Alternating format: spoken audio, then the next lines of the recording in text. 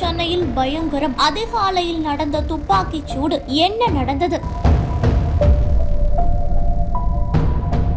தமிழ்நாட்டில் போதைப் பொருட்கள் கடத்தல், கொள்ளை என குற்ற சம்பவங்கள் அரங்கேறி வருகிறது. குறிப்பாக சென்னையில் தொடர்ந்து குற்ற சம்பவங்கள் நடந்து கொண்டேதான் இருக்கிறது. இதனை கட்டுக்குள் கொண்டு வரும் வேலையை காவல்துறையினர் செய்து வருகிறார்கள். கடந்த சில மாதங்களாகவே போலீசார் துப்பாக்கியை பயன்படுத்தும் நிலைக்கு தள்ளப்பட்டிருக்கிறார்கள். இதனால் இன்று அதிகாலை ஒரு துப்பாக்கி சூடு சம்பவம் நடைபெற்றிருக்கிறது. சென்னை வியாசர்பாடியைச் சேர்ந்தவர் பிரபல ரவுடி அறிவழகன். பல்வேறு குற்றங்கள் இவர் மீது இருப்பதாக சொல்லப்படுகிறது.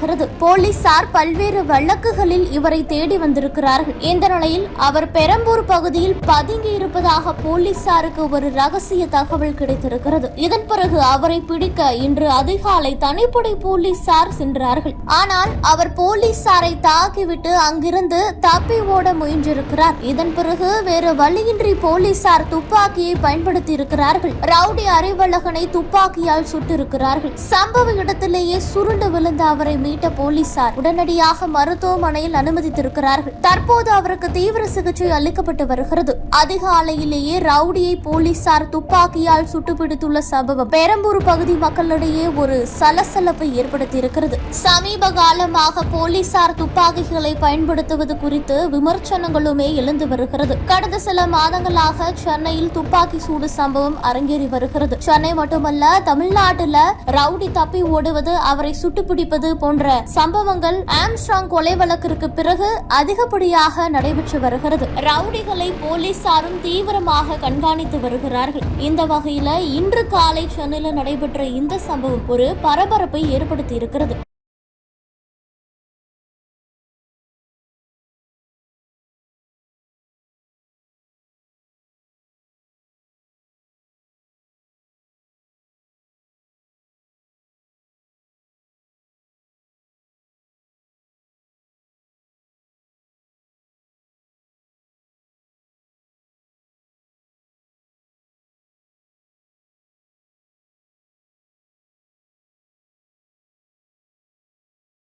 என் தொகுதிக்கு இதுவரையில் தங்கள் துறையிலிருந்து ஒரு சிறு அளவு கூட எந்த நற்பணிகளும் நடைபெறவில்லை. மாண்புமிகு பேரவைத் தலைவர், மாண்புமிகு உறுப்பினர் அதை நீக்கிடுவான். ஒரு சிறு அப்படி சொல்லக்கூடாது. செய்யலன்னா செய்யல தானே சொல்லணும். பேரவைத் தலைவர் எதை செய்யல நீ சொல்லணுமே தவிர பொதுவா சொல்லக்கூடாது. அதை அவைக்குறிப்பிலிருந்து நீக்கிறேன். நீங்க எல்லாம் மூத்த உறுப்பினர், குற்றச்சாட்டுகள் எல்லாம் சொல்லக்கூடாது. இந்த நேரத்தில் எதை வேணும்னு நீ கேட்கறது தான் கேள்வி. மாண்புமிகு அமைச்சர் அவர்கள். பேரவைத் தலைவரே, மூத்த அமைச்சரா இளைய அமைச்சரா என்பதல்ல, மக்களுக்கு பயன்பட வேண்டுமானால் தூர்வாரப்படும். மாண்புமிகு உறுப்பினர் வேல்முருகன்.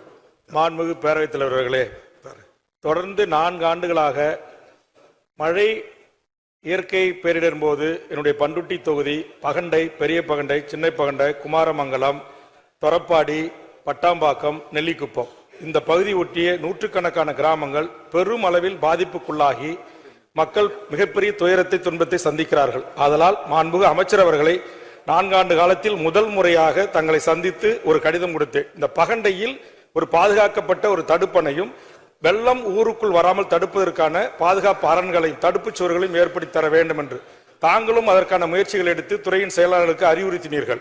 ஆனால் என்ன காரணத்தினாலும் விடுபட்டிருக்கிறது. என் தொகுதிக்கு இதுவரையில் தங்கள் துறையிலிருந்து ஒரு சிறு அளவு கூட எந்த நற்பணிகளும் நடைபெறவில்லை.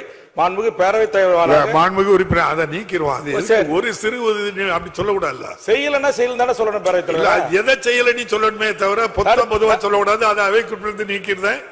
மாண்புமிகு அமைச்சர் முடிச்சிடுறேன். அதனால மாண்புமிகு பேரவை அவை முன்னவருக்கும் மாண்புமிகு நீர்ப்பாசனத்துறை அமைச்சர் அவர்களுக்கு உடனடியாக இந்த கூட்டத்தொடரிலே அதற்கு சிறப்பு நிதி ஒதுக்கி அதை தடுத்தால் தான் அங்கு மக்களின் உயிரை காப்பாற்ற முடியும். மாண்புமிகு அமைச்சர் பெருமக்கள், துணை முதலமைச்சர்லாம் வந்து பார்த்திருக்கிறார்கள் அந்த பகுதியை.